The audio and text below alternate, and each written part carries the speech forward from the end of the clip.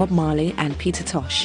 In 1964, within a year of Studio One's opening, they sold an astonishing 70,000 copies of Simmer Down.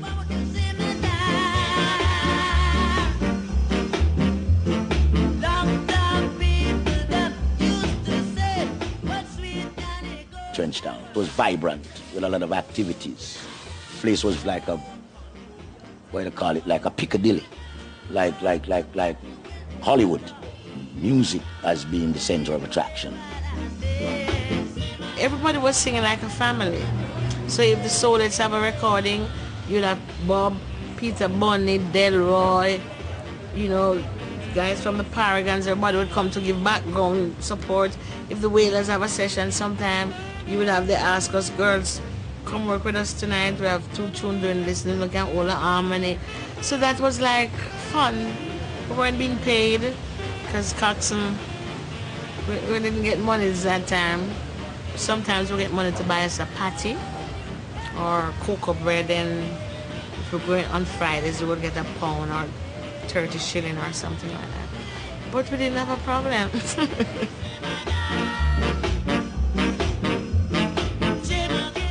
It was a very productive period in Jamaica's musical history. Hit after hit, you know, every month there would be a new hit for different singers. And it was as if all the singers and the talent in popular music had been kept locked up in a cupboard. But from the first hit was made, it is as if the cupboard doors opened and all this talent just poured out. Studio One's music was made downtown for downtown people. The musicianship necessary wasn't that easy to achieve if you were poor in Kingston, but luckily there was also a downtown academy. If Studio One was Motown, the Alpha Boys School was the Juilliard School of Music.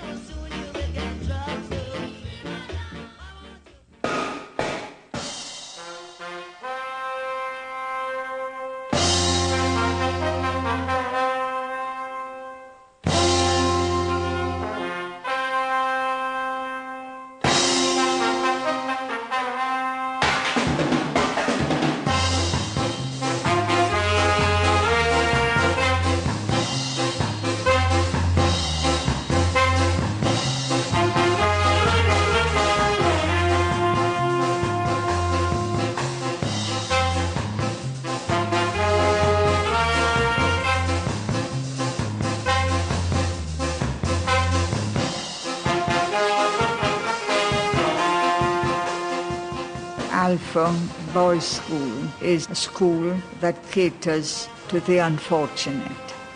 It teaches them trades that they can earn a living after they leave here, and some go abroad. I think you met Rico Rodriguez, he's a trombonist. My mother couldn't anger me no more, and that's the way I end up in Alpha. Maybe she feel I'm more protected up there. The young man, him grow very quick, you know what I mean? Him become very wise very quickly. You understand? Yeah. Life, tough life, you know. Life hard. Okay. And out of poverty, bring it wisdom, you understand?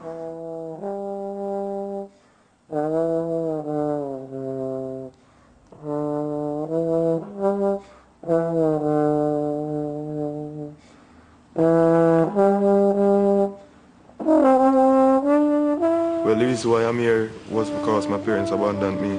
But I thank God for that in some reason. Ali said, you must honor thy mother and father, but I still love her. And in the future, I'd like to find her. So at Alpha is good.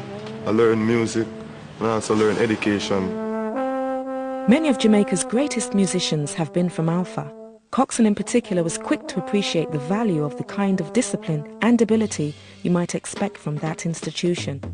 The backbone of his house band were largely Alpha old boys, and they became the first superstars of ska, the Scatterlights.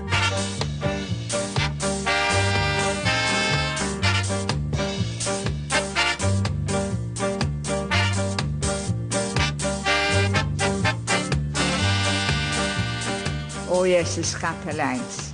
That was Johnny Moore. He is touring France now. and Lester Sterling, he's in America. Tommy McCook was very good at that. He was a saxophonist.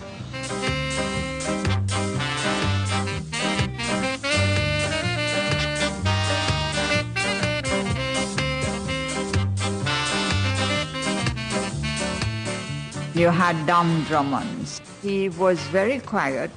He loved his instrument. And when he was still in school, he was about the best trombonist in Jamaica.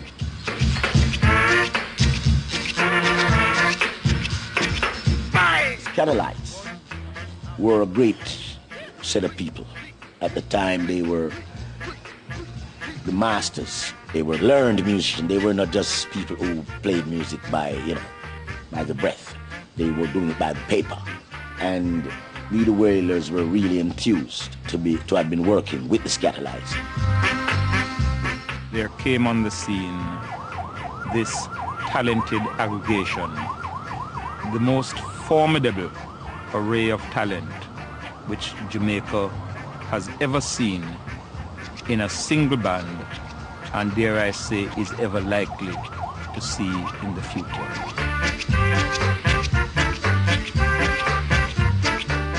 They were it. Anywhere they played. But for dances, the place would be Ram Jam. We play at a place one night and say the place is loaded with people and a woman come and dance the scat. And I'm watching that woman dance and we see she kick back. And when we finish playing go out, I hear the woman died. They take her out, she scans it till she dropped down and dead. Serious thing, man. What's the ska killer? Yeah, man. Yeah, man. The Scatterlight carry a heartbeat. Yeah. Yeah, man. 2 years after independence, with the Scatterlights at their peak, was the golden age of Jamaican ska. But the foundations of the band were shaky. They became frustrated with the insularity of the Jamaican music scene, and more significantly, Don Drummond, the band's greatest genius, was slowly losing his mind. Drummond's virtuoso trombone playing lay at the heart of the Scatterlights' greatest moments.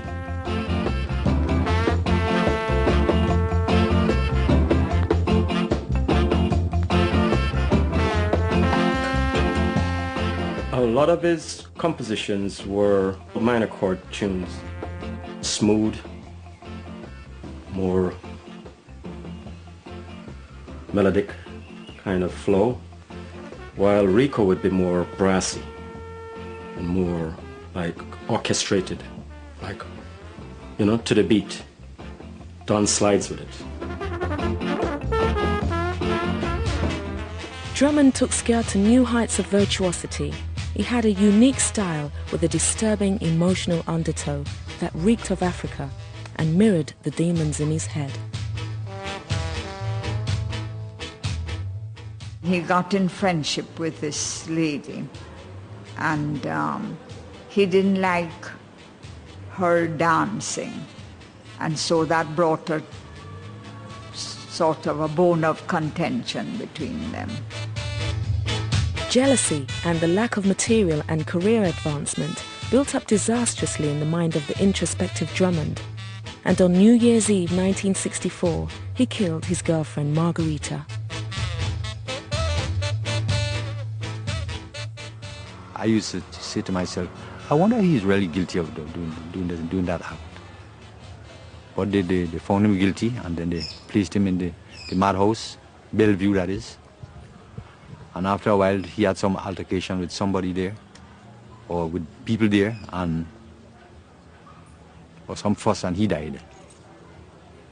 I was sorry to hear, because he was such a great musician, very, very great, regardless of how mad he was. Without Don Drummond, the Scatterlights were never quite the same again. And anyway,